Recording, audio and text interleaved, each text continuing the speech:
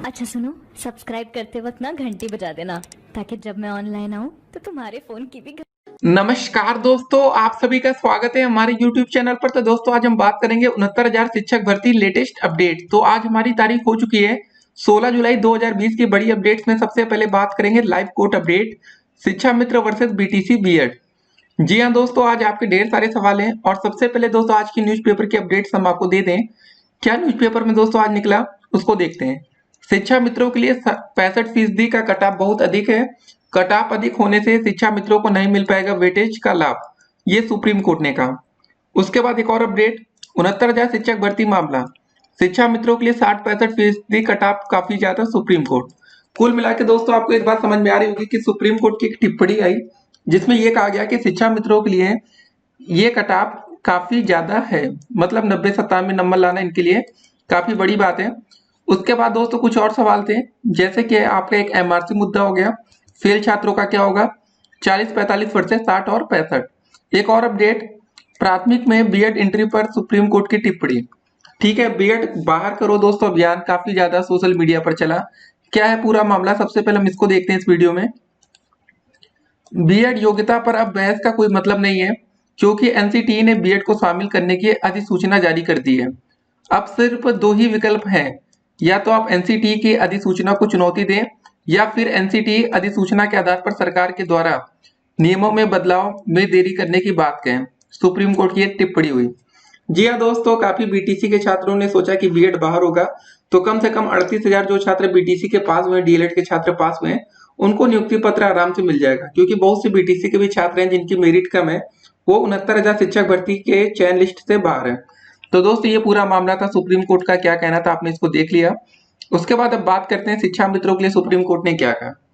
देखिए, शिक्षा मित्रों के लिए 65% का कट ऑफ बहुत अधिक है। कट ऑफ अधिक होने से शिक्षा मित्रों को नहीं मिल पाएगा वेटेज का लाभ, सुप्रीम कोर्ट। अपडेट आती है नई दिल्ली से। उत्तर प्रदेश में सहायक शिक्षकों की भर्ती मामले में शिक्षा मित्रों की याचिका पर सुनवाई के दौरान सुप्रीम कोर्ट ने बुधवार को कहा कि परीक्षा में योग्यता मानदंड में 65% अंकों का कट ऑफ अधिक है। इससे शिक्षा मित्रों को 25 अंकों का वेटेज का लाभ नहीं मिल पाएगा। कोर्ट भर्ती में बीएड को भी शामिल किए जाने के विरोध में बीटीसी अभ्यर्थियों की दलीलों से सहमत नहीं दिखा। कोर्ट ने कहा कि वह बीएड अभ्यर्थियों को भर्ती में शामिल किए जाने के मुद्दे पर विचार नहीं करेगा। बीएड के मुद्दे पर सही समय पर चुनौती क्यों नहीं दी गई, पहला सवाल यह था कोर्ट की तरफ से। मामले पर बहस गुरुवार को भी जारी रहेगी। शिक्षा मित्रों ने हाई कोर्ट के फैसले के खिलाफ सुप्रीम कोर्ट में याचिका दाखिल कर भर्ती परीक्षा में न्यूनतम योग्यता अंक सामान्य वर्ग के लिए 65% और आरक्षित वर्ग के लिए 60% रखे जाने को चुनौती दी है। हाई कोर्ट ने न्यूनतम अंक तय करने को सही ठहराया था और प्रदेश सरकार को भर्ती की इजाजत भी दे दी थी। सुप्रीम कोर्ट ने पिछली सुनवाई में दिए अंतरिम आदेश में प्रदेश सरकार को 37,339 पद शिक्षा मित्रों के लिए खाली रखने को कहा था और बाकी के पदों पर भर्ती जारी रखने की इजाजत दी थी। बुधवार को जस्टिस यूयू ललित की अध्यक्षता वाली पीठ में शिक्षा मित्रों और बीटीसी अभ्यर्थियों के, ठीक है दोस्तों, पीएस मतलब पटवालिया ने कहा कि शिक्षा मित्र पिछले 15 एज से नौकरी कर रहे हैं, उनकी नौकरी नियमित करने का आदेश कोर्ट ने निरस्त कर दिया था। पटवालिया ने कहा कि नियम कहता है कि बेसिक एआरआर लेफ्ट बीटीसी होने पर सहायक शिक्षक नियुक्ति हो सकते हैं। बीटीसी को ट्रेनी टीचर नियुक्त किया जाता है। अगर बीएड को योग्यता मानदंड में शामिल करना है तो उसके लिए एनसीटीई से इजाजत लेनी होती है। इन दलीलों पर पीठ ने कहा कि अब इस पर मतलब इस बहस का कोई मतलब नहीं है क्योंकि एनसीटीई ने बीएड को शामिल करने की अधिसूचना जारी कर दी है। तो दोस्त ये पूरा मैटर है, आपने देखा होगा शिक्षा मित्रों के पक्ष में भी एक तरह से सुप्रीम कोर्ट यहाँ पर दिखा। जैसा कि दोस्तों उन्होंने कहा कि भाई शिक्षा मित्रों के लिए 60 और 65% मतलब अंक लाना काफी मुश्किल है। एक और न्यूज़पेपर के अपडेट्स क्या है उसको भी जरा हम आपको दिखा देते हैं। 69,000 शिक्षक भर्ती मामला, शिक्षा मित्रों के लिए 60-65% कट ऑफ काफी ज्यादा, सुप्रीम कोर्ट। उत्तर प्रदेश में 69,000 सहायक शिक्षकों की भर्ती मामले में सुप्रीम कोर्ट ने बुधवार को कहा, प्रथम दृष्टया हमें भर्ती परीक्षा में शिक्षा मित्रों के लिए 60-65% कट ऑफ काफी ज्यादा लगता है। कोर्ट ने अपनी इस मौखिक टिप्पणी में यह भी कहा कि हमें नहीं लगता कि इस परीक्षा में बीएड छात्रों को शामिल करने पर कोई आपत्ति होनी चाहिए। इस मामले में सुनवाई बृहस्पतिवार को भी जारी रहेगी। Justice U Lalit, justice Mohan एवं शांत नागौर की पीठ ने मतलब सुनवाई के दौरान मौखिक तौर पर कहा कि हमें नहीं लगता कि भर्ती परीक्षा के लिए आवेदन मंगाने से पहले या बाद में कट ऑफ में फेरबदल करने में कोई आपत्ति होनी चाहिए। दरअसल अभ्यर्थियों के एक समूह ने परीक्षा प्रक्रिया के दौरान कटाव बढ़ाने को चुनौती दी है। पीठ ने कहा कि प्रथम दृष्टया शिक्षा मित्रों के लिए 60-65 कटाव अधिक नजर आता है। याचिकाकर्ताओं की ओर से पेश वरिष्ठ वकील पीएस पटवालिया ने कहा कि आवेदन मांगने के बाद कटाव बढ़ाना गलत है। बीएड छात्र सहायक शिक्षक परीक्षा में शामिल होने की पात्रता नहीं रखते। बीएड उम्मीदवारों ने 6 महीने का ब्रिज कोर्स नहीं किया, जो कि सहायक शिक्षक के लिए जरूरी अहर्ता है। उन्हें केवल प्रशिक्षु शिक्षकों के रूप में भर्ती किया जा सकता है। इस दौरान पीठ ने कहा कि परीक्षा के लिए बीएड छात्रों की पात्रता को लेकर सवाल नहीं उठाया जाना चाहिए। भर्ती परीक्षा से संबंधित कई याचिकाएं दायर हैं। उत्तर प्रदेश प्राथमिक शिक्षा मित्र एसोसिएशन सहित अन्य से इलाहाबाद हाईकोर्ट की लखनऊ पीठ के 6 मई के आदेश को चुनौती दी गई है।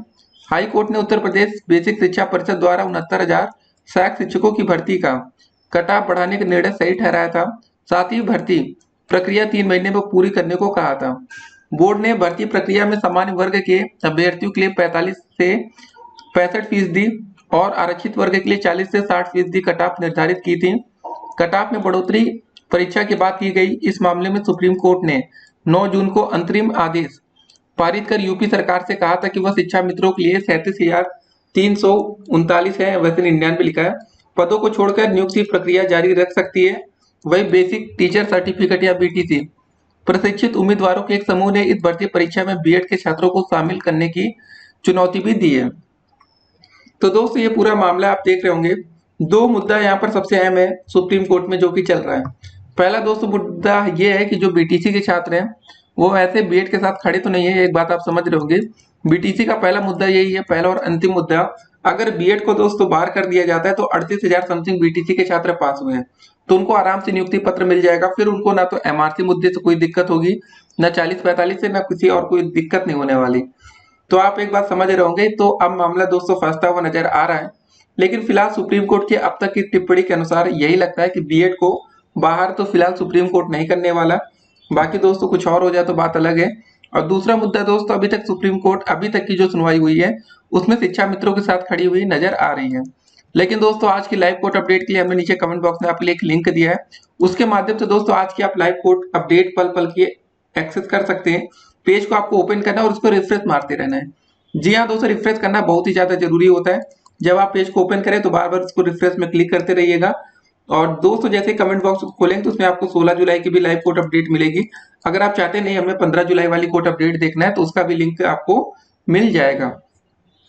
तो दोस्तों आप जाकर एक एक कोर्ट अपडेट को देख सकते हैं, आखिर कोर्ट में क्या हुआ, कल की सुनवाई में क्या हुआ, किसका पक्ष मजबूत रहा, किसका पक्ष कमजोर रहा।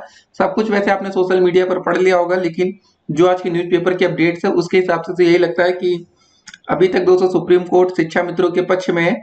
बाकी दोस्तों आज की सुनवाई के बाद देखिए अभी हुआ क्या ना कि अभी तक शिक्षा मित्रों के वकील को ही सुना जा रहा है।